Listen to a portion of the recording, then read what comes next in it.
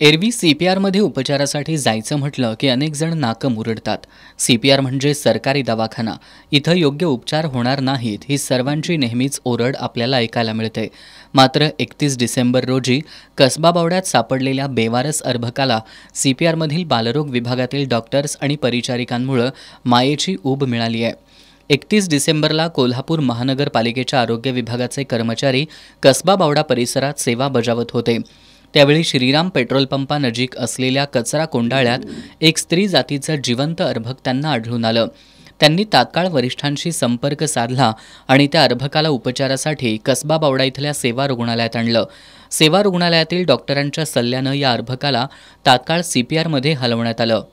गेल्या 5 दिवसांपासून सीपीआरमधील बालरोग विभागातील वैद्यकीय अधीक्षक डॉक्टर शिशिर निरगुंडे, विभाग प्रमुख प्राध्यापक सुधीर सरवदे यांच्या मार्गदर्शनाखाली डॉक्टर ईश्वरी जाधव, डॉक्टर प्रतिमा पाटील, डॉक्टर अर्पिता कोठारी, डॉक्टर अक्षय माळी, परिचारिका सिंधू पाटील, नलिनी पाटील आणि सहकाऱ्यांनी त्या अर्भकावर आवश्यक ते सर्व उपचार करून त्याची देखभाल केली.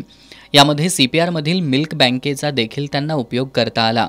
सीपीआरमधील डॉक्टर्स आणि परिचारकांनी गेली 5 दिवस त्या अर्भकावर अत्यंत काळजीपूर्वकरित्या उपचार करत त्याला मायेची ऊब दिली. ते बाळ सुस्थितीत असून काल दुपारी शाहूपुरीचे पोलीस कर्मचारी संदीप पाटील आणि अश्विनी काळे यांच्यामार्फत त्या अर्भकाची बाल सुधारगृहात रवानगी करण्यात आली. 31 डिसेंबर रोजी सकाळी 10:30च्या दरम्यान छत्रपती प्रमिलाराजे रुग्णालयाच्या नवजात शिशु विभागामध्ये पोलिसांमार्फत एक स्त्री जातीचं अर्भक इथं घेऊन आलेले होते. तर ते कसबा बावड्याच्या भागामध्ये कचऱ्याच्या ठिकाणी ते पडलेलं काही नागरिकांना आढळलं आणि त्यानंतर इथं त्याला स्थलांतरित करण्यात आलं. त्यावेळी बाळ अतिशय थंड अवस्थेत होतं. त्याला काही शरीरावर मुंग्या चावलेल्याच्या आणि अशा काही जखमा होत्या उजव्या बाजूला. आणि अशा निश्चित बाळाला इथं आणल्यानंतर आमच्या सर्व परिचारिका आणि पदव्युत्तर विद्यार्थी आणि अध्यापकांनी तातडीनं त्याला सर्व उपचार चालू केले तातडीनं. आणि त्यानंतर त्या बाळाचं परिस्थिती अतिशय सुधारत आहे. त्यावेळी त्या बाळाचं वजन जन्मतः कमी होतं, 1.7 किलो होतं. ते आता थोडंसं पहिल्या आठवड्यामध्ये एक 10% वजन कमी होतं. आत्ता त्याला डिस्चार्ज करण्याची परिस्थिती आहे. बाळ अतिशय स्थिर परिस्थितीमध्ये आहे. उपचारानंतर बाळ सुखरूप आणि सुस्थितीत असल्याचा डॉक्टरांना मनस्वी आनंद झाला.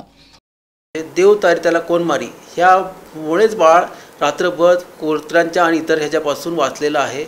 त्यामुळं सदर बाळ आमच्याकडे आल्यानंतर ज्या स्थितीत होतं त्यापेक्षा आज व्यवस्थित करून आम्ही त्याला बाळाला व्यवस्थित स्थितीमध्ये घरी पाठवू शकत आहोत, ह्याचं आम्हाला समाधान आहे.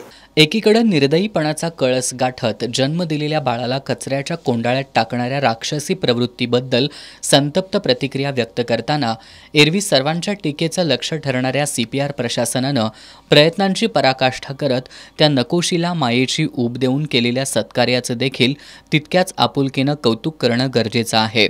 एस न्यूजसाठी कॅमेरामॅन विजय जाधवसह विश्वास पानारी.